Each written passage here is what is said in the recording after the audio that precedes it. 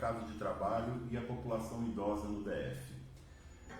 Nós temos aqui conosco Mariel Lopes, que é economista e supervisora do escritório regional do DIEESE, que é o Departamento Intersindical de Estatísticas e Estudos Socioeconômicos. E temos também o Thiago Bittencourt, que é o nosso secretário de Juventude da CUT-DF, comerciário, né, Thiago? Isso. E o companheiro Zé Wilson, que é ex-presidente do Sindicato dos Bancários, bancário do Banco do Brasil, aposentado, né, Zé? E atualmente atua como secretário de aposentados do Sindicato dos Bancários. Então, nós vamos fazer esse debate juntando dois temas: juventude e idosos no DF. Né? A Mariel vai trazer os dados para nós. Nós vamos fazer a discussão sobre dois relatórios que foram apresentados pelo DIEESE. Nós estamos aqui com uma série de debates em que nós vamos discutir os relatórios que o DIEESE produz para que a gente tenha conhecimento, para que fique registrado, para que as pessoas possam acompanhar e entender um pouco melhor. Mas também vamos trazer para esses debates vários outros temas que são avaliados aí na conjuntura. E hoje nós estamos juntando. O primeiro relatório é o Boletim de Juventude e Mercado de Trabalho, que foi produzido no mês passado, né, Mariel, pelo DIEESE, aqui de 2003, e também o Boletim da População Idosa sobre o biênio 2021-2022, que foi lançado em agosto desse ano. Então são dois relatórios atuais que trazem estudos sobre essa população e nós vamos discutir esse tema aqui com vocês. Então, é importante que a gente comece já discutindo quanto aos números de desemprego e empregabilidade dessas duas populações, tanto da juventude quanto da pessoa idosa, né? Então, pedi primeiro a Mariel para fazer a apresentação desses números para que a gente possa iniciar o nosso debate. Obrigado, Mariel, por ter vindo mais um debate. Obrigada, Rodrigo. Obrigada à CUT, né, daqui do Distrito Federal, pelo apoio ao DIEESE e por nos convidar para participar dessas discussões que são tão importantes. Coincidentemente, né, a gente fez uma discussão no início de agosto aqui sobre o emprego no Distrito Federal e os dois temas que deram mais debate foram justamente a juventude, né, e a população idosa, que são os grupos que às vezes a gente tem mais dificuldade de trazer dados, né? Então, o DIEESE, em parceria com o IPDF, que é o Instituto de Pesquisa Econômica do Distrito Federal, né, a antiga Codeplan, faz a pesquisa de emprego e desemprego aqui na região do Distrito Federal, né, e no entorno, todos os meses. Então, a gente divulga todos os meses dados do emprego metropolitano, né, aqui no Distrito Federal. É uma pesquisa única no Brasil, então, assim, é uma pesquisa que a gente não teve nenhum problema metodológico, por exemplo, durante a pandemia, né, como aconteceram com alguns dados da PNAD, do IBGE. Então, a gente tem uma trajetória de pesquisa de mais de 20 anos e nós estamos fazendo alguns boletins, né, nos últimos anos, focados em grupos específicos. Então, esse ano a gente divulgou o boletim da inserção das mulheres no mercado de trabalho, focando principalmente nas chefes de família. Depois também um boletim sobre as mulheres negras aqui no DF. Agora, em agosto, a gente divulgou o boletim sobre a população jovem, porque agosto foi o mês, né, mundial da juventude, então, assim, da discussão desses temas mais importantes para a juventude, né? E agora, em setembro, o boletim sobre a população idosa. Então, a nossa intenção é que essa divulgação dos boletins seja, né, um começo para discutir mais esses grupos específicos. E acho que essa oportunidade hoje é muito importante para nós justamente por causa disso, né? Se a gente for pensar como que é a estrutura da ocupação, né, da população aqui no Distrito Federal. Na hora que a gente discute os jovens no mercado de trabalho, nós estamos discutindo as pessoas que têm entre 15 e 29 anos, né? Os de 15 a 19 anos são considerados os jovens adolescentes, os que têm entre 20 e 24 anos são considerados jovens, e os de 25 a 29 são chamados os jovens adultos, né? E por que a gente faz essa divisão, né, tão importante? Há uma discussão, né, demográfica antiga já nesse sentido de a gente pensar nessas questões do ciclo de vida, né? mas essa separação dos jovens com relação ao resto do mercado de trabalho é uma tentativa de criar, né, uma análise de uma trajetória para que quando os jovens se tornarem adultos, né, com 30 anos, teoricamente eles estarão numa estrutura assim, mais madura dentro do mercado de trabalho, né? Então assim, vão estar numa ocupação que seria uma ocupação mais de longo prazo, né? A gente pode discutir isso aqui, tem muito espaço, né? Como que isso está sendo subvertido nos últimos anos por todas essas mudanças no mercado de trabalho, né? Ou sequer se a gente já teve em algum momento da nossa história, né, como Brasil, uma estrutura ocupacional, né, desse sentido, que quando você tem 30 anos, a sua vida, do ponto de vista de mercado de trabalho, já está mais ou menos resolvida, né? Mas aí o que a gente tem aqui no DF, né? Que a gente tem uma população de 15 a 29 anos, que corresponde a quase 30% da população que tem mais de 15 anos aqui. Então a gente está desconsiderando, né, crianças e jovens que não podem trabalhar, né? Porque aqui no Brasil a gente só pode começar a ter algum tipo de ocupação, né, após os 14 anos. Então essas pessoas, né, esses jovens de 15 a 29 anos correspondem a mais de 700 mil pessoas aqui no Distrito Federal, considerando todas as nossas regiões administrativas, né? As pessoas que têm mais de 60 anos, né, que é um grupo muito relevante também, são mais ou menos 400 mil pessoas. Nós vamos falar também um pouco especificamente desse grupo, né? Esses dois marcos que a gente tem na vida, né, dos trabalhadores, o momento da entrada e o momento da saída do mercado de trabalho, né? Então, assim, a maior parte da população em idade ativa, né, a PIA, população que pode trabalhar aqui no Distrito Federal, tem entre 30 e 59 anos, né? É uma população de mais de 1 milhão e 400 mil pessoas, né? E aí a gente observa a questão da taxa de desemprego, né? Que talvez seja o indicador mais importante para a gente ter uma noção geral de como está o mercado de trabalho aqui no Distrito Federal. O que nós temos, né? Que a taxa de desemprego é muito diferente de acordo com a idade. Então, se a gente pensar aqui no Distrito Federal, de cada 100 pessoas desempregadas, agora, em meados de 2023, a gente tem que os idosos, entre os desempregados, seriam só 7 desses 100 desempregados, enquanto que os jovens seriam mais ou menos 30 dos desempregados, né? Então a gente tem uma diferença muito grande, né, na população desempregada de acordo com a idade, e temos características também muito peculiares para cada um desses grupos que nós vamos discutir aqui com mais cuidado. E também, é claro, né, só um último comentário, a gente tem a própria inserção desses grupos no mercado de trabalho, também é diferente, que é uma coisa que a gente vai poder aprofundar mais nessa discussão. Pois é, então acho que nós temos os dados que o próprio DIEESE traz mostram que cerca de 2/3 dos idosos são os principais responsáveis pelo sustento dos domicílios em que eles vivem. E os jovens também têm uma parte significativa dessa análise, né? Mas quando a gente pensa, na verdade, os idosos tinham que estar com a sua aposentadoria garantida, vivendo a sua vida, tendo tranquilidade. Então tínhamos que ter tanto empregos para a juventude, para que elas não dependessem dos idosos, e tínhamos que ter uma aposentadoria, um plano de aposentadoria digno, né?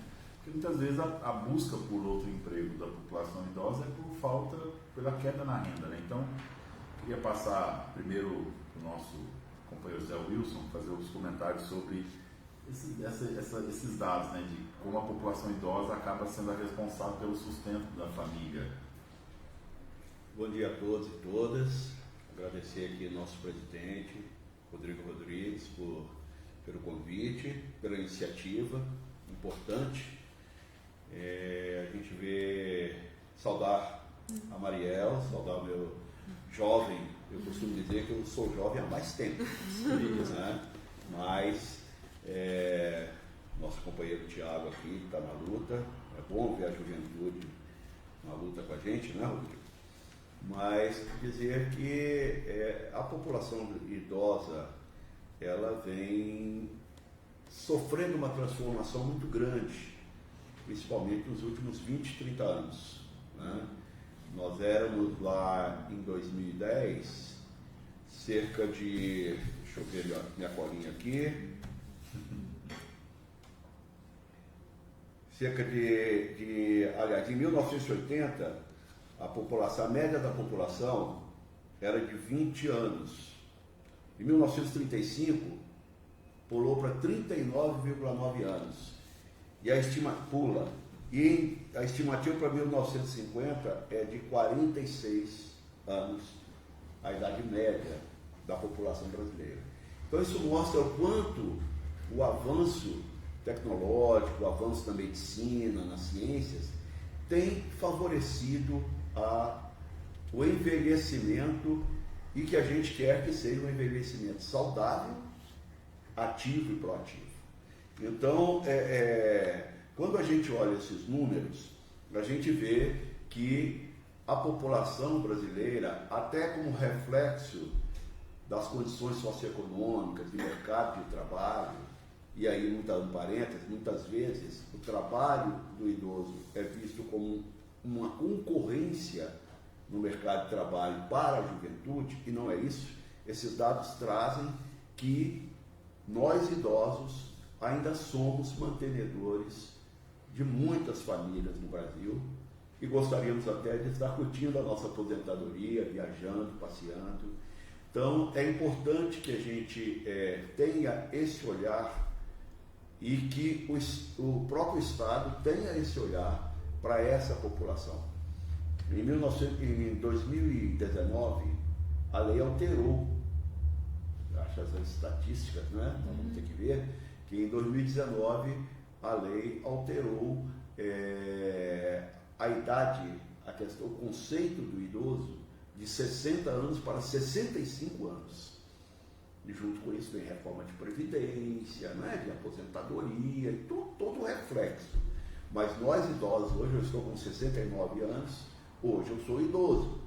Mas quem tem 60 anos até 65 não é considerado mais idoso. Então, provavelmente, se nós pesquisarmos esse vácuo aí de 5 anos, esses dados que a Mariel traz, eles serão ainda mais representativos. É isso, então. Tiago. Bom dia a todos e todas e todos. Bom dia a todos que acompanham esse valoroso debate, que é falar da juventude, é falar da pessoa idosa, do mercado de trabalho. Só pedir para a gente não bater na mesa, que senão o microfone casca aqui, atrapalha o áudio de quem está assistindo. Ok. Falar da juventude, da pessoa idosa, do mercado de trabalho é muito valoroso. A juventude hoje tem uma demanda gigantesca. Hoje nós no Brasil passa mais de 50 milhões de jovens e a gente busca inserir no mercado de trabalho. A maioria das vezes nós estamos nas escolas, no processo de formação acadêmico, no ensino médio, outros nas faculdades já, e a gente se depara com concorrência gigantesca no mercado de trabalho, que é o índice de desemprego que tem, e com isso a gente compete, busca competir a vaga de emprego, o primeiro emprego, com as pessoas que muitas vezes já têm experiência, já está com seu currículo formado, fortalecido. Então a juventude encara esse momento bem à parte no país, mas que a gente sempre está tentando buscar, mostrar nossa força, nossa coragem em todos os espaços públicos, seja nas empresas, seja nas universidades, seja no lazer, seja nos esportes, seja no ambiente cultural. E a gente também se depara com as demandas, às vezes com uma certa dificuldade, porque muitas vezes as empresas não abraçam essa juventude da forma que deveria, porque muito jovem hoje sai do ensino médio, às vezes não consegue nem fazer um currículo, e aí com o índice de desemprego que o país tem, nós vai competir com aquele que já tem a experiência. Então, para nós jovens da cidade, do campo, indígena, periférico, todas exigem atenção para esse cenário, que o governo, que o sindicato, que as organizações de trabalhadores buscam ter um olhar mais atento para nós jovens, que muitos dos jovens hoje entram no mercado de trabalho, não consegue conciliar estudar e trabalhar, porque a carga horária é uma jornada ampla, ter um transporte público, que hoje a juventude também passa pelo transporte público, precisa de transporte público de qualidade, com agilidade, e acaba nós perdendo muito tempo e nem todos os jovens conseguem estar conciliando os estudos com o trabalho. Aí acaba eles sem estudo, sem emprego, que acaba abandonando os estudos para ficar na empregabilidade das empresas, e com isso, por não ter uma formação, uma capacidade, uma formação exigida pelas empresas, acaba vindo a perder seu emprego, nem ficando no emprego, nem nos estudos, acaba abandonando os estudos. E a gente vê isso também na juventude mais negra, né? A gente vê um certo preconceito, racismo ali apontando pelas empresas, então nós lidar com esse dilema constantemente. Aqui no DF mesmo agora está acontecendo o processo da Conferência da Juventude do DF, onde nós, trabalhadores do comércio, em geral, as organizações aí sociais, nós não vimos uma ampla divulgação para a juventude participar, ter uma amplitude maior no DF, onde o secretário da Juventude do DF, o Delmaço, e o governador libanês, Rocha, não pautou em todo o DF. Então a gente sente-se um pouco de exclusão e não de inclusão. Enquanto é um tema muitíssimo importante para a juventude aqui do DF, nós estamos passando por um processo de exclusão. Colocaram a conferência em algumas escolas e não deu uma amplitude de divulgação. Muitos jovens nem ficaram sabendo desse processo. E nós, jovens, enquanto comerciário, representantes da Secretaria da Juventude, eu acho que tinha que ser mais divulgado, tinha uma amplitude maior para que o jovem possa participar, construir, trazer suas demandas e ser pautada para o público, para o governo, que o governo olha esse lado da juventude, de inserção no mercado de trabalho, com um olhar mais valoroso, com um olhar mais coloroso para a juventude. Isso aí. Vamos seguindo aqui, Mariel. Queria trazer para você essa pauta do que a pesquisa mostra, né? De que 2/3 dos idosos são responsáveis pelo sustento das suas casas, né? E os números, se não me engano, aqui dos dados que a gente tem, é que o relatório mostra que nos últimos 30 anos, trazendo aí os dados que o Zé Wilson também apontou, pulou de 2% para 5,4% a força de trabalho dos idosos no mercado de trabalho, né? Quase mais que dobrou a presença dos idosos no mercado de trabalho. Então, a pergunta é, o que esses números indicam para nós? Qual a análise que o DIEESE traz? Então, né, esse resultado, esse aumento tão expressivo, né, da presença dos idosos no mercado de trabalho tem muito a ver com isso que o Zé Wilson comentou mesmo, né? A gente aumentou a idade média, né, dos brasileiros, a gente teve um aumento muito relevante na expectativa de vida, né, nesses últimos anos, e com isso as pessoas ficam mais tempo no mercado de trabalho, né? Ao mesmo tempo, essas mudanças no mercado de trabalho que tornaram o emprego para os jovens, né, como o Thiago comentou, mais difícil, a inserção ocupacional e também a própria qualificação profissional mais complicada, faz com que a gente tenha uma estrutura no Brasil em que as famílias, muitas vezes a gente tem coabitação, né, de núcleos familiares, às vezes de 3 gerações, então, né, vô, filho, neto.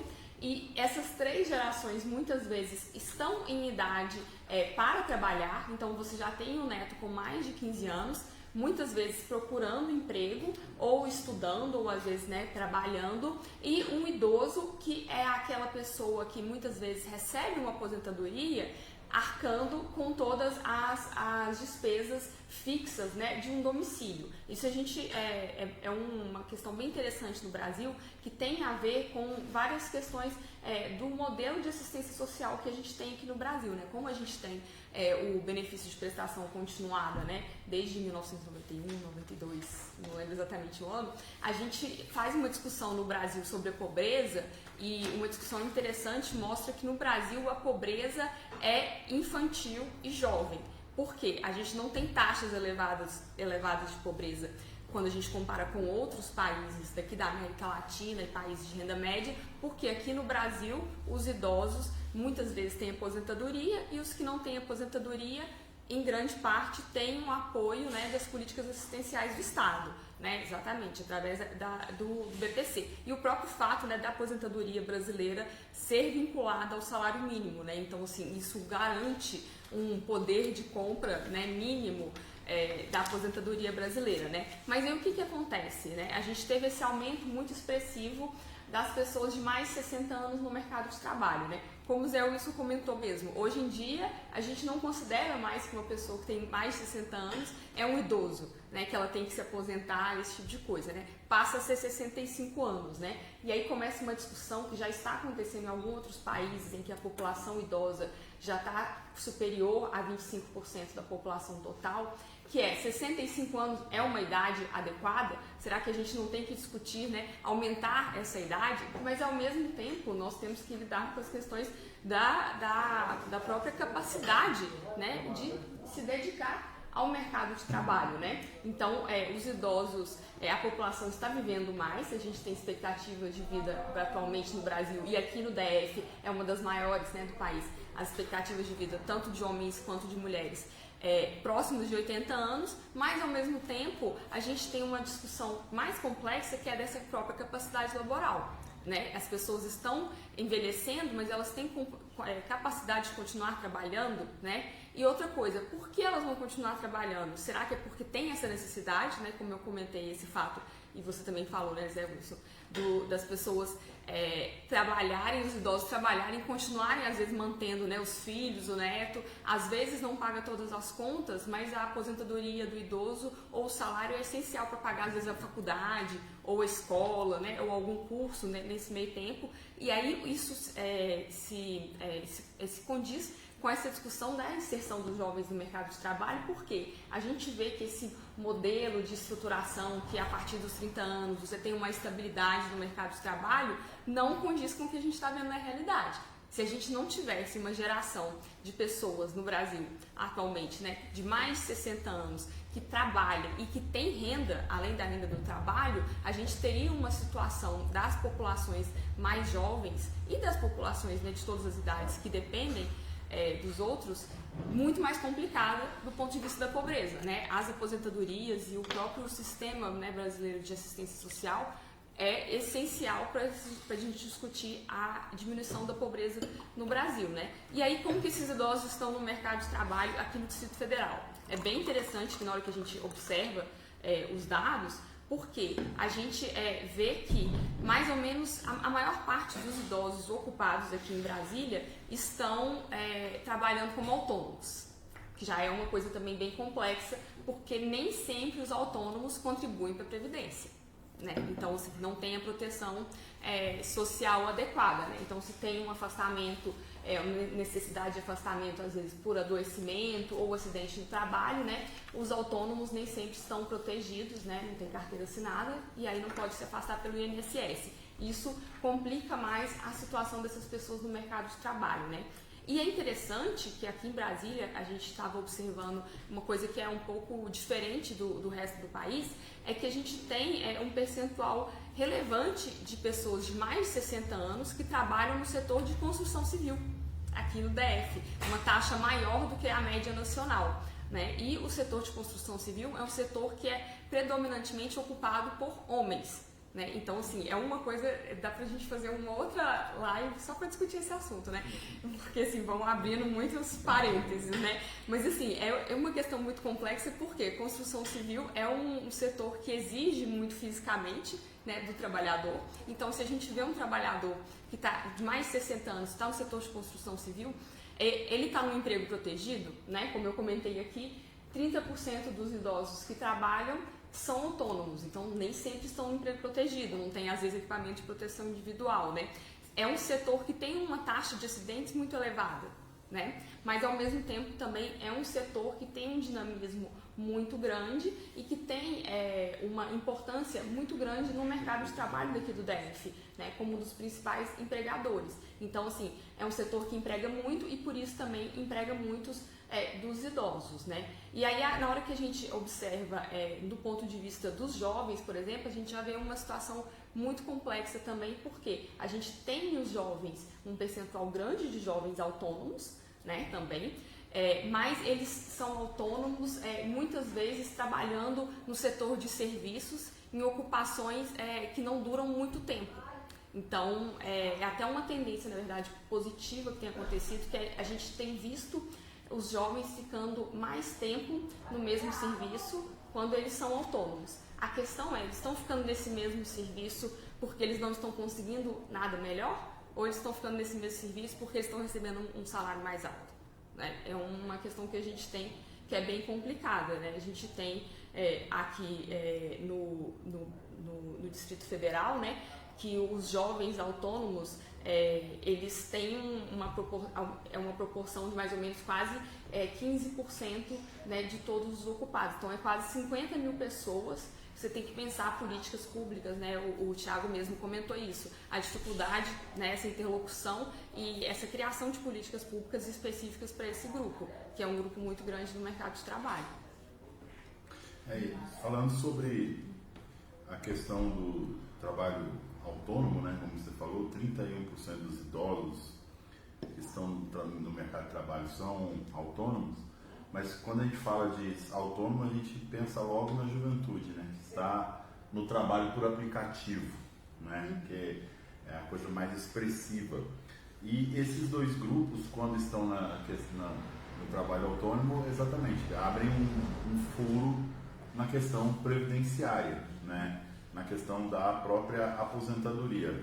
Então, devolver aqui para os nossos representantes dos segmentos, né, para a gente falar um pouco sobre essa questão do trabalhador jovem, autônomo, em especial aqueles que estão submetidos a trabalho por aplicativo, e ao Zé Wilson, né, que como a gente vê essa questão dos idosos também trabalhando muito como autônomo. Thiago?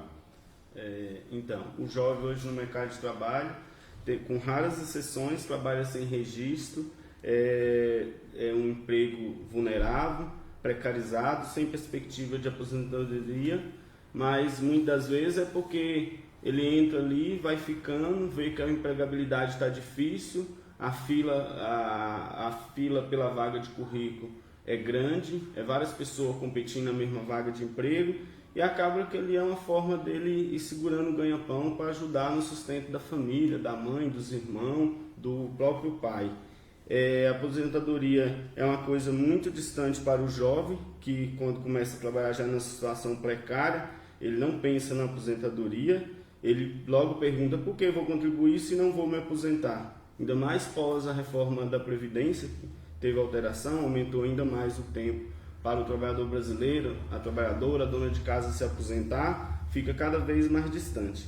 E assim trabalha anos e anos sem segurança social. Não só pela aposentadoria, mas se o trabalhador jovem hoje ele ser carteira assinada, ele tem a garantia de se acontecer um acidente de trabalho, se a maternidade, a mulher, a jovem, quando vai ganhar seu filho pela primeira vez, o direito à licença de estar garantida, assistida ali pelo INSS. Então é uma série de vantagens para o trabalhador que muitas vezes o jovem ali precarizado ele não tem esse conhecimento. Aí haja luta, haja garra nossa da classe social, das organizações dos trabalhadores, para levar essa explicação para eles, trazer essa consciência de classe e essa valorização dele contribuir com assistência e ter um emprego de carteira assinada e não da forma precarizada. A contribuição do INSS não é só para assegurar acidente de trabalho, mas licença maternidade, auxílio reclusão, que hoje nós temos uma juventude carcerada num país muito grande e os governantes local, o GDF, o secretário de Juventude do DF precisa pensar em políticas públicas para a juventude, como brecar essa juventude, trazer ela para a escola, trazer ela para a luta e para o mercado de trabalho. Como nós deixar tanto jovem que era para estar nas escolas, nas universidades, no mercado de trabalho, está sendo encarcerado. Às vezes por coisas simples, mas ele passa lá 1 ano, 2 anos, 6 anos lá na cadeia com uma coisa que às vezes faltou instrução, faltou formação, faltou política pública para os jovens. Quando a gente fala sobre o jovem autônomo, a gente muitas vezes lembra do entregador, né? Aquele que a gente pede a comida e chega em casa, né? E a grande maioria desses jovens são homens negros, que é quem está mais submetido a esses trabalhos mais precarizados. Né? Só pedir para os companheiros não bater na mesa, porque o microfone é sensível aqui, ele capta. E aí a gente vê que há um desemprego muito grande, mas é muito assustador. 30% dos idosos que estão no mercado de trabalho são autônomos, né, Zé? Pois é, se nós pensarmos que hoje no Brasil nós temos uma população de cerca de 33 milhões, representando pouco mais de 15% da população. No DF somos 560. 700? Esses não, são mentira, dados de 2022, desculpa, né? Isso mesmo, confundi com os outros. Tem a última do Carneiro, Não, né? tá certo. 560 mil, representando 17%, e 30%,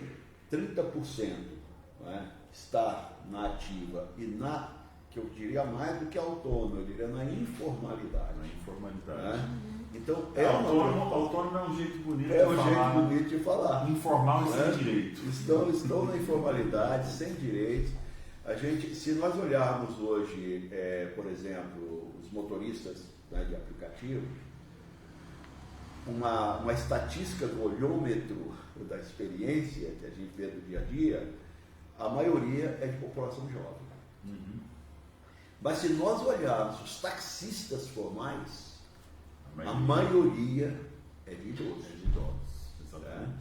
São pessoas que trabalharam, aposentaram, mas por diversas razões, por ter aposentado com aposentadoria baixa, né, com recursos baixos, pela necessidade de continuar sustentando família, porque muitas vezes os jovens não têm emprego, aí os pais têm que continuar. Então essa informalidade, ela faz com que as pessoas busquem. Me surpreendeu, eu não tinha conhecimento desse dado na construção civil.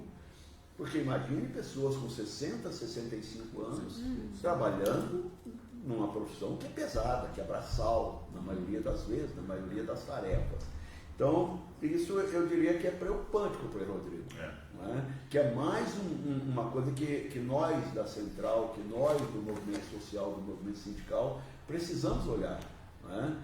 Esse extrato, esse corte que tem entre a juventude, que, como o Tiago disse, está desempregada, não consegue conciliar estudo e trabalho. Eu lembro de quando eu fui jovem, né, eu trabalhava o dia inteiro, estudava à noite.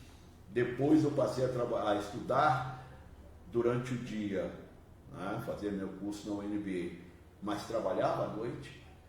Então, isso acontece com muito jovem, com os que já conseguem.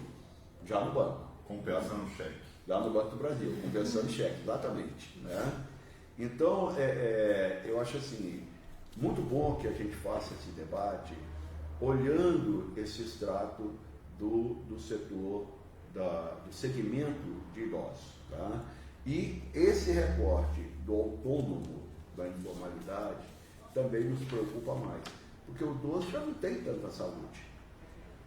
Né? Então, a tendência, se você vê um idoso dirigindo um táxi ou numa construção civil, cair de um andaime, ter algum acidente de trabalho, é uma preocupação muito grande que a gente tem. E só fazendo aqui uma piada, uma brincadeira, falando de compensação de cheque, né? É importante a gente explicar para quem está assistindo. Às vezes tem gente que nunca viu um cheque na vida, né? Cheque é uma forma de Pix que era feito por escrito. E às vezes com prazo também. Com prazo também. É igual um dia desses eu fui fazer uma compra e falei, a menina vai pagar débito, crédito? Eu falei, não, Pix analógico. Pix auditável. Mas olha só, gente.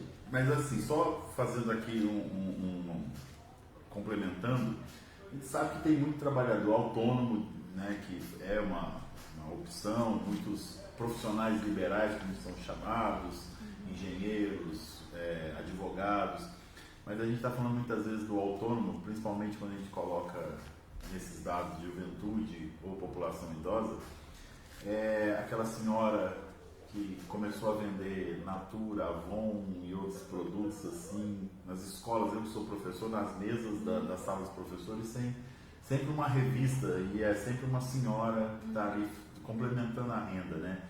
E a juventude a gente tem visto submetida a essa questão do emprego mediado pelo aplicativo, que estamos num processo de regulação. Mas agora eu queria falar sobre jornada de trabalho, Mariel. A gente vê que a média da ocupação dos idosos e da juventude não é muito diferente. A média difere muito pouco, né? São 39 horas semanais a média da população idosa e 40 horas semanais a média da população jovem. Estamos falando de média, né?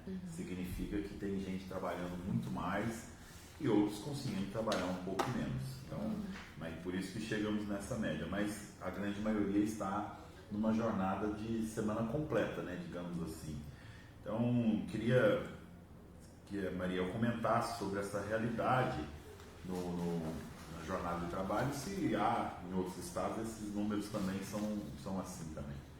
Então, essa questão da jornada de trabalho é bem complexa, porque assim, nós fazemos, né, dentro do mundo do trabalho, o movimento sindical, a CUT tem um papel muito importante nessa discussão de diminuição de jornada, né? E é importante lembrar que a jornada de trabalho oficial, né, para se receber um salário mínimo no Brasil é 44 horas semanais, né? Então, o que a gente observa nas pesquisas de mercado de trabalho é que, em grande parte, os trabalhadores que trabalham abaixo de 44 horas semanais, eles gostariam de trabalhar 44 horas. Eles estão em ocupações que eles trabalham menos horas, né, menos do que essas 44 horas, mas não por opção, mas sim por uma questão de necessidade, né? Inclusive, nas pesquisas de emprego, né, tem um componente separado, né, que é as pessoas que estão subutilizadas, ou seja, trabalham menos horas do que gostariam, né?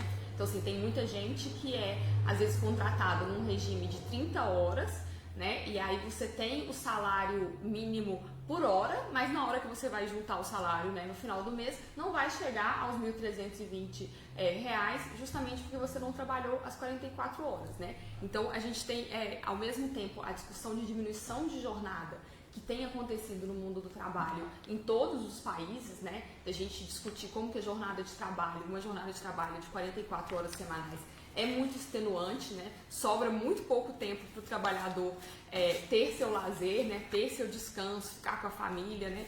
Essa questão que o Thiago tinha falado do tempo gasto no transporte público, ainda mais aqui no caso do Brasil, e especificamente no Distrito Federal, é uma variável muito importante para discutir isso, né? O que a gente tem, na verdade, é que esse caso aqui do Distrito Federal é muito semelhante ao que acontece no resto do Brasil, né? A gente tem que, no Brasil, as pessoas que trabalham por volta de 44 horas semanais, né, que seria essa jornada de trabalho oficial, em geral, são os homens no setor privado com carteira assinada, né, que é o trabalho mais protegido. E aí todos os outros grupos, né, que estão em situação mais vulnerável, né, então nesse caso principalmente as mulheres, né, as mulheres e homens negros, né, os jovens em geral trabalham menos horas, mas justamente por uma questão de necessidade, não por opção, né. Seria muito bom se a gente fizesse uma discussão de que a gente não está conseguindo ocupar as vagas no mercado de trabalho porque o salário por hora é tão alto que as pessoas não querem trabalhar 44 horas, né?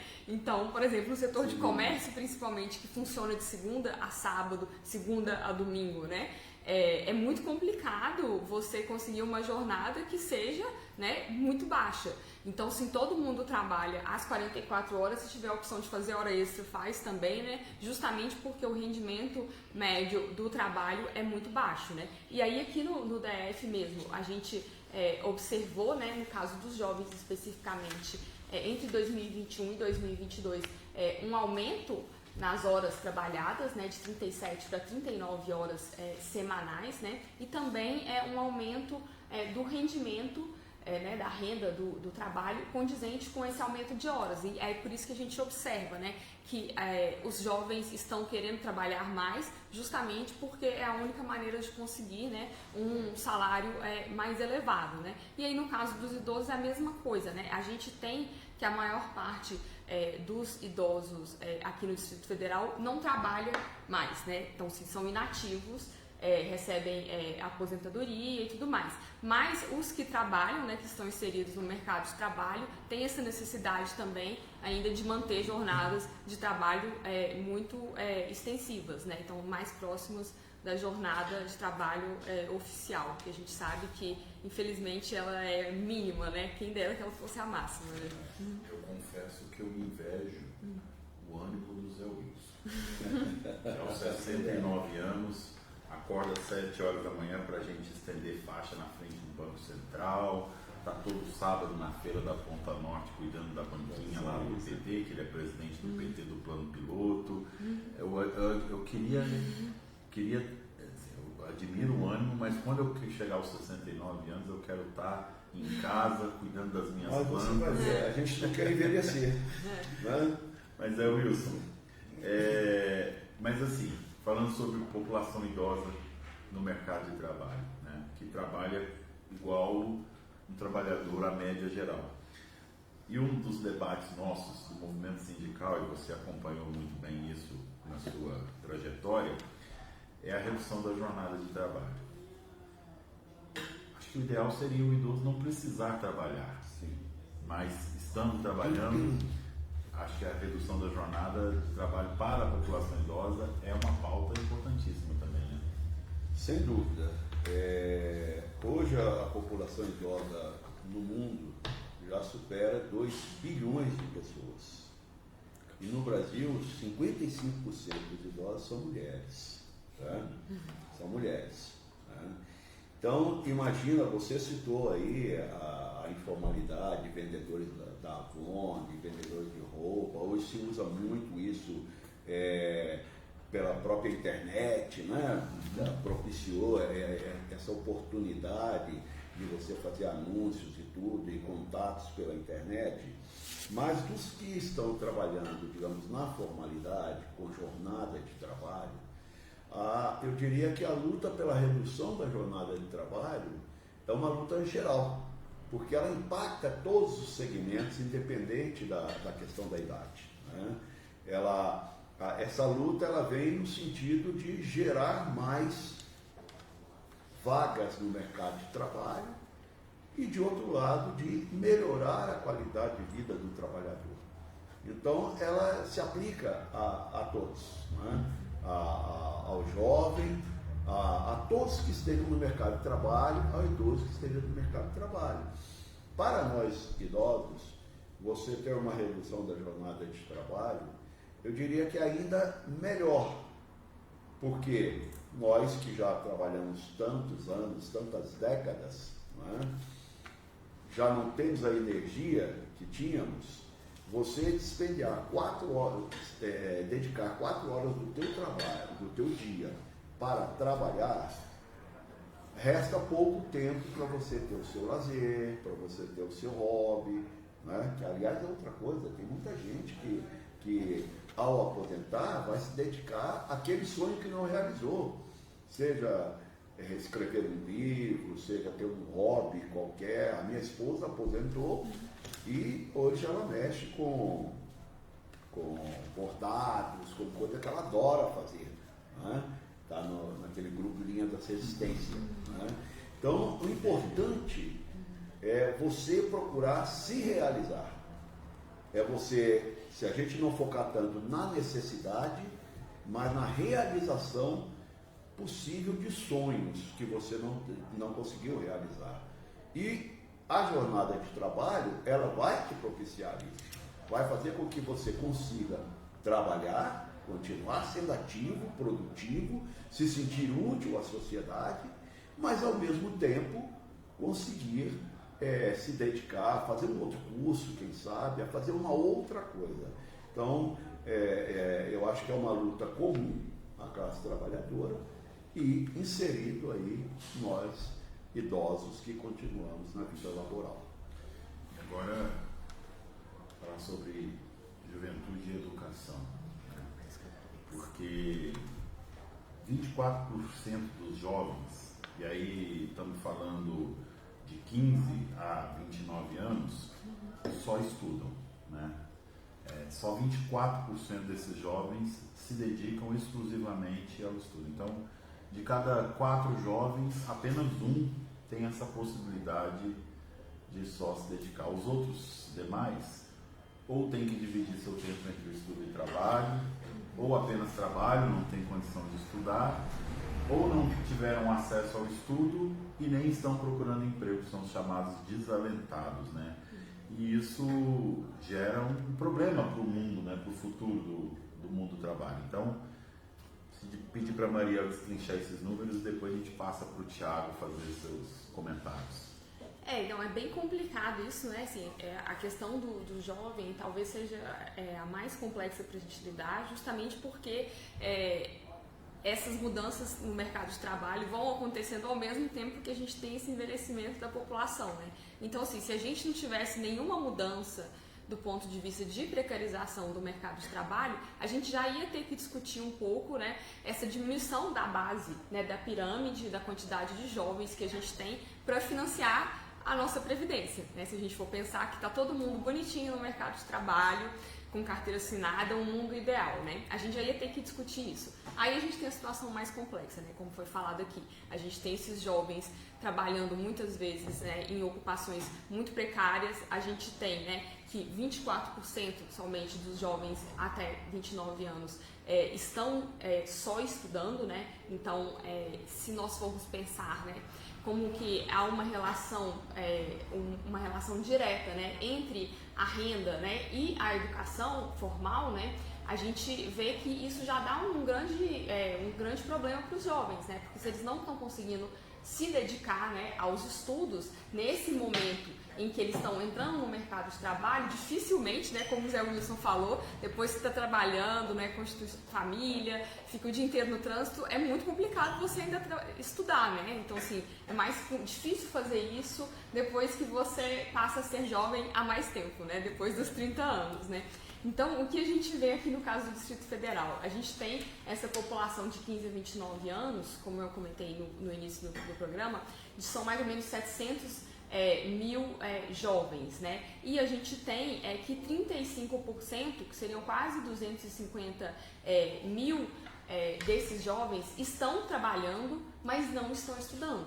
E aí que é um dos maiores problemas que a gente tem, porque a gente consegue observar que essas pessoas muitas vezes estão trabalhando e não estão estudando justamente porque elas têm um papel dentro de casa, né, de levar a renda, né, de trazer o salário para ser usado pela família. Então, elas têm que fazer uma escolha, né, e nesse caso acabam escolhendo trabalhar, né. E aí acontece isso, na hora que elas vão se desenvolvendo no mercado de trabalho, como não tiveram tantas oportunidades de estudar, elas vão ter dificuldade de conseguir, né, um trabalho com um salário mais alto, né.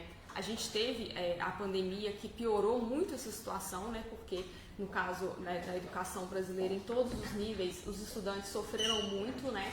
Então, assim, quem se formou durante a pandemia é uma geração que a gente provavelmente vai acompanhar muitos problemas no mercado de trabalho causados pelo que aconteceu entre 2020 e 2022. Então, é importante que a gente tenha uma discussão muito profunda nesse sentido, como trazer esses jovens, né, para o mercado de trabalho ou trazer esses jovens, né, para a universidade ou para completar o ensino médio, né? Então, assim, no caso dos autônomos mesmo, né, que a gente falou um pouco e a gente tem alguns dados interessantes sobre eles. O que a gente observa com relação aos jovens autônomos aqui no Distrito Federal, né? Que quase 23% deles só tinha o ensino médio incompleto, então assim, não chegou nem a formar no ensino básico. Então como que essas pessoas, né, que já estão trabalhando, estão no mercado de trabalho, muitas vezes sem proteção, né, sem carteira assinada, como que essas pessoas vão se desenvolver nos próximos anos sem essa questão da qualificação, né? Então é uma coisa muito preocupante se a gente pensar nos resultados aqui para o Distrito Federal no longo prazo. Pois é. E aí, Thiago? Então, o jovem tem que estudar, o jovem tem que trabalhar. O jovem tem que estudar, o jovem tem que trabalhar, mas precisamos de... Tem que ganhar bem. Tem que ganhar bem, mas precisamos de regra, de leis que contemple a gente, que contemple no processo do ensino médio, no processo da faculdade, porque se nós somos o presente e o futuro do Brasil, que país nós queremos para os próximos anos? Nós queremos jovem capacitado, formados, acadêmico, ou nós queremos uma estatística de jovem que nem tem estudo, muitas vezes nem trabalha e acaba indo para o trabalho precarizado, que entra no autônomo, né? Você bate no mercado de trabalho, ele vai levando um não, daqui a pouco ele é forçado a botar uma banquinha, vir aqui para a rodoviária, qualquer outro lugar que ele vai movimentar um dinheiro, vai movimentar um ganho real para sustentar a sua família. Hoje o que a gente vê no mercado de comércio e serviço aqui do DF, pós-pandemia, podemos dizer, é que as empresas enxugaram. Hoje os trabalhadores às vezes trabalham por 2, 3 em determinadas funções. Com a modernização da tecnologia, a globalização, acabou que a tecnologia, querendo ou não, tira uns postos de trabalho e com isso impacta diretamente. O índice de desemprego vai subindo, traz a modernização, mas não traz a política da empregabilidade. Então, como conciliar isso? Hoje o que a gente se vê no mercado é isso, é o trabalhador que faz a função de 2, 3 e enquanto isso tem uma fila de trabalhador batendo na porta das empresas, deixando seu currículo e querendo uma vaga. E o trabalhador que está lá de dentro, muitas vezes estão adoecendo psicologicamente, está tendo uma série de procura dos trabalhadores, eu acho em várias categorias, já se faz necessário nós até pensar num debate para isso, porque está tendo muito adoecimento pós-pandemia, e o trabalhador se sente naquela situação assim, poxa, eu estou trabalhando por 2, 3, por que a economia já mostra um sinal, graças a Deus, muito positivo, e a gente precisa trazer esse povo, a juventude para o mercado de trabalho, precisa trazer os idosos, como colocou, também para trabalhar, e com isso dá mais uma respirada para os trabalhadores que já estão com o seu emprego. Mas nós trabalhadores precisamos de política, precisamos que o governo veja isso dos estudantes, do que estuda e trabalha com outros olhos, que tenha as leis, que tenha as medidas que contemplem nós, para a gente conciliar os dois, porque senão acaba acontecendo isso, sem emprego e sem os estudos. Aí lá na frente, hoje acontece muito no país, que depois que a pessoa passa de uma certa idade, que ela está voltando para a sala de aula, porque no momento que era para ela estudar e trabalhar, ela não teve o apoio da empresa, muitas vezes as empresas só querem que a gente produz, não pensa ali no aperfeiçoamento do trabalhador, na formação, para que ele traga bons frutos no futuro próximo. Vamos para o nosso último tema de hoje, nesse debate, que é sobre o rendimento. Os últimos dados de números aqui para a Mariel fazer a sua exposição, e depois os nossos convidados também fazerem um comentário. Os dados mostram que o rendimento mensal dos jovens, aqueles que estão ocupados, aqueles que estão com algum emprego, seja formal ou informal, é uma média de R$2.000, pouco mais de R$2.000, enquanto o dos idosos é um pouco mais de R$5.000, muito mais do que o dobro. Os idosos que estão no mercado de trabalho ganham muito mais do que os jovens, e é talvez isso que gera essa disparidade de relações. Então isso coloca assim que o trabalho por hora do jovem vale R$12, enquanto o do idoso vale R$30. Então são esses dados que a gente traz aqui para a Mariel fazer um comentário e dialogar sobre a realidade do Brasil, e as necessidades desses dois grupos, jovens e idosos. Então, é bem interessante observar, essa diferença, porque assim, a população que a gente tem, que tem mais de 60 anos e que está trabalhando, é só 20% dessa população de mais de 60 anos. Então, a gente já tem uma questão ali que é um grupo muito específico, Como eu comentei aqui, a gente tem um percentual grande, de autônomos, e a gente tem pessoas que muitas vezes estão na mesma ocupação há muitos anos, Então, elas têm uma renda maior, que já estão no final, da vida laboral, e teoricamente isso seria esperado mesmo que houvesse essa renda mais elevada. A questão é justamente como que, no caso dos jovens, a renda está muito baixa, Então, a hora de trabalho deles, que vale mais ou menos R$ 12,50, né? Está muito abaixo da média da população do Distrito Federal, que tem de 30 até 59 anos, né? Para esse grupo, que é a maior parte da população, a renda média do trabalho está sendo, nos últimos meses, por mês, foi de R$ 4.800, que seria R$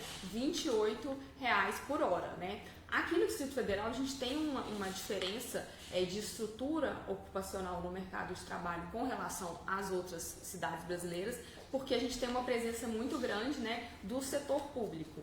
Então, isso faz com que a gente tenha uma renda média mais elevada, né, porque o setor público localizado aqui em Brasília concentra, né, os maiores salários no setor público brasileiro, né, então, assim, principalmente nos cargos no judiciário, né, no legislativo e os cargos do executivo de abrangência nacional de renda mais elevada estão aqui. Isso faz com que a média do salário aumente bastante, né? A questão é como esses jovens daqui do Distrito Federal não estão inseridos, né, nessa parte do mercado de trabalho. Então, assim, eles estão e estiveram principalmente nos últimos anos, né, inseridos nas ocupações mais precárias, eles não se beneficiam dessa particularidade ocupacional daqui, né?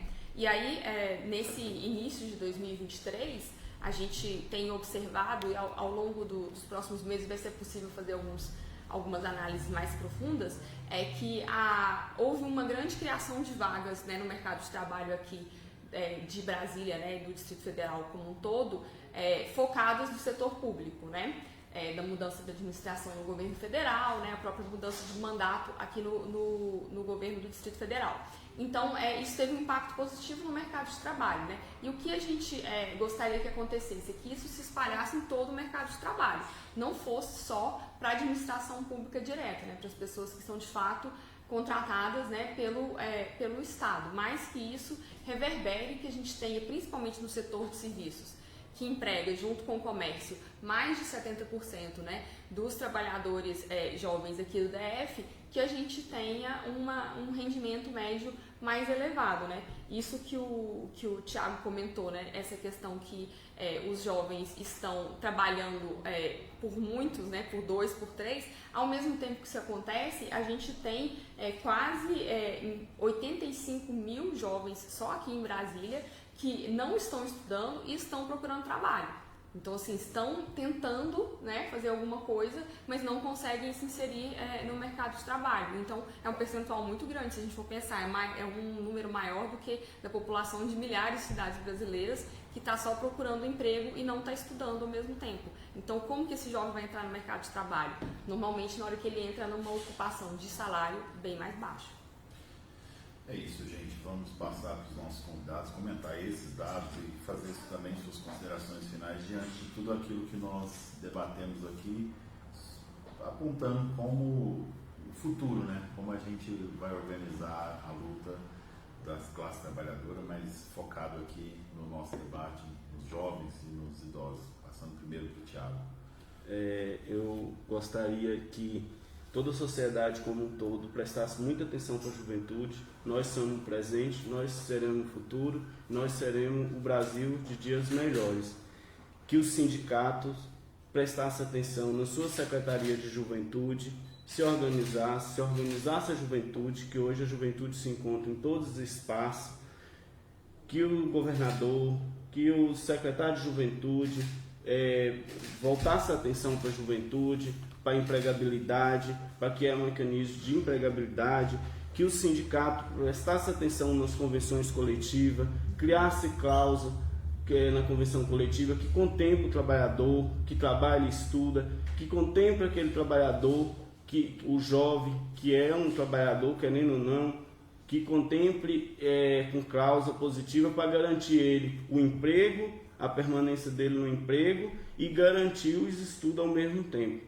Porque pouquíssimo nós se vê nas convenções coletivas regras que asseguram o trabalhador na semana de prova, que segura o trabalhador num dia, em um seminário da faculdade. Muitas vezes nós, jovens, temos vontade de participar, queremos estar inserido na participação social, nas políticas, mas nós não temos oportunidade. Nós somos tomados numa situação assim, ou a gente garante ali um emprego, fica no emprego, ou se a gente muitas vezes peita a empresa no sentido de querer participar, você acaba sendo retalhado, sendo perseguido, até perdendo o emprego. E não é isso que eu, enquanto trabalhador comerciário, penso para a juventude. Que o governador do DF e o secretário de Juventude, Delmácio, veja a forma que ele está fazendo, a conferência da juventude aqui do DF, que ao nosso entendimento do ramo do comércio e serviço, a forma que está sendo feita, fere o artigo 5º em todas as etapas da 4ª Conferência Nacional de Juventude, que nós, jovens, queríamos uma amplitude de divulgação nas escolas, nas universidades, em todos os meios sociais, onde a população está e onde a juventude está. Não queremos uma política para jovem em alguns quadradinhos do DF. Queremos no DF todo. Queremos na periferia, queremos em São Sebastião, Paranoá, toda a cidade do DF. Eu acho que esse assunto da juventude é um assunto que nós, que enquanto representantes da sociedade, governador, secretário, tinha que dar uma ampla divulgação para fazer um bom debate e ouvir a juventude pós-pandemia, porque nós passamos com uns anos aí difíceis, atravessamos economia difícil, pós-reforma trabalhista, pós-reforma da Previdência, pós a terceirização em massa. Então, meu ponto de vista é esse, que olha a juventude com amor, com carinho, que nós somos o presente e nós seremos o futuro do Brasil de dias melhores. Isso aí, Thiago, obrigado. Zé Wilson. Eu acho que essa questão da renda, ela vem muito relacionada à questão da experiência, que a juventude ainda não está, experiência e a qualificação da mão de obra. A juventude está em formação, ela ainda não está qualificada para as exigências do mercado de trabalho. Já o idoso já acumula uma experiência de vida, uma experiência profissional. Isso talvez reflita, talvez seja até o principal fator, né, a refletir nessa disparidade entre, mais que o dobro, né, de 2.200 para 5.000, um pouco mais de 5.000, então mais que o dobro. Então talvez seja isso a experiência. E talvez isso nos chame a atenção para o que o Thiago disse, da necessidade de nós, enquanto poder público, enquanto movimento social, enquanto movimento sindical, investirmos na formação da juventude, né? no ensino, mesmo que sejam atividades profissionais, profissionalizantes, ensino profissionalizante, para que a juventude consiga melhorar essa mão de obra dela.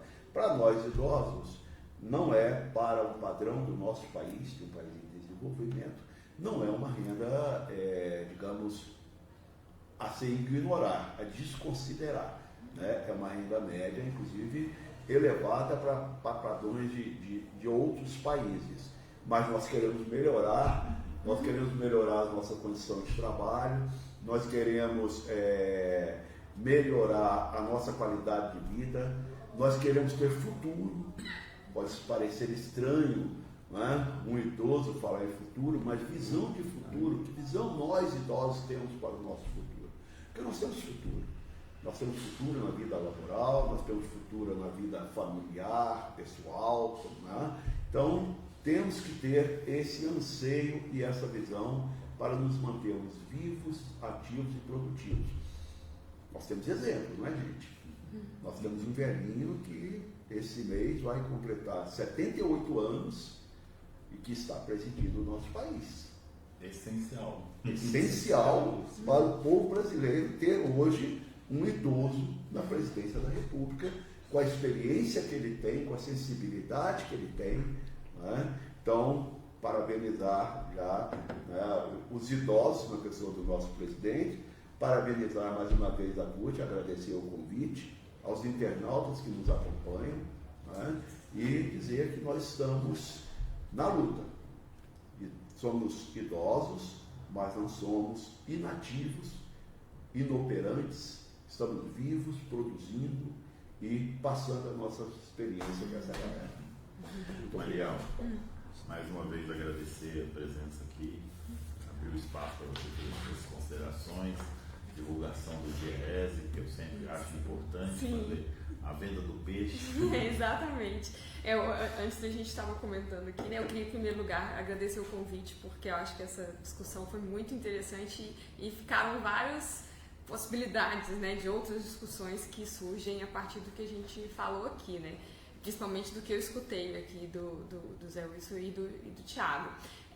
Queria agradecer, né, a equipe do DIEESE que prepara todas essas pesquisas, a equipe da PED-DF especificamente, né, que junto com o IPDF faz um trabalho mensal super complexo, tem muitas tabelas, muitos dados, né, então assim, nós estamos tentando trazer esses dados aqui justamente para qualificar esse debate, mas também para que a gente tenha, né, assim, enquanto movimento sindical, mais insumos para discutir, né, essas questões sociais tão importantes. E no caso do DIEESE especificamente, vou fazer propaganda que ontem a gente divulgou, né, lançamos um dicionário de atividade sindical atualizado, que algumas dos termos, inclusive, que eu falei sobre o mercado de trabalho, né, esse dicionário foi uma reedição de um dicionário que a gente divulgou. Sindicalismo, era um dicionário de bolso na década de 80, então foi feita uma atualização desse dicionário, tem mais ou menos 100 termos, então assim, tem questões ligadas a preço, essa discussão de mercado de trabalho, tem essa explicação toda da taxa de desemprego, taxa de desalento, esse tipo de coisa, essa questão da discussão de população inativa, população economicamente ativa, tá no site do DIEESE, vou pedir para colocar o link aqui também, provavelmente a gente vai falar sobre esse dicionário nos próximos meses. E também gostaria de convidar todos a entrar no nosso site, que é www.diese.org.br, para conhecer o nosso trabalho. É isso. E aos sindicatos que estão nos acompanhando, filiar-se ao DIEESE, porque se filiando tem vantagem, né? Exatamente. É um clube de vantagem. Exatamente. Não tem desconto em clubes, mas assim, tem, né, e nem cashback, mas tem várias vantagens, né? O DIEESE trabalha para todo o movimento sindical, mas ele é financiado somente pelo movimento sindical, né, por essas entidades, como essas entidades, né, que estão aqui, tanto o Zé Wilson quanto o Thiago, né, que são dos sindicatos que são filiados ao DIEESE, que são super importantes para a gente conseguir manter o nosso trabalho e conseguir prover, né, esses dados para a discussão do movimento sindical. Rodrigo, eu queria só usar o benefício de ser idoso, né, que a gente às vezes se esquece ou se equivoca. Pedir desculpa porque aquela idade que eu dei de 2 bilhões de pessoas no mundo é uma estimativa para 2030. Eu falei que como se fosse um dado. Vamos chegar lá daqui a pouco. Lá. 2030 falta pouco tempo. Tchau. Só fazer essa correção. Eu só queria agradecer, Rodrigo, todos que estão acompanhando a gente, aos trabalhadores do comércio e serviço como um todo, que eu posto nos meus estados, tem muito comerciário lá, e chamar os trabalhadores, a juventude para a luta, se organizar enquanto trabalhador, estudante, para nós fazer o enfrentamento e exigir nossas valorização enquanto jovem. Obrigado a todos e todas que acompanharam esse valoroso debate sobre a juventude e a pessoa idosa no mercado de trabalho. Obrigado, Zé. Obrigado, Thiago, Mariel. Obrigado mais uma vez. Obrigado a quem está acompanhando. Lembrando, CUT Debate volta. Siga nossas redes sociais. Compartilhe esse vídeo e vamos à luta. Até a próxima. Até a próxima.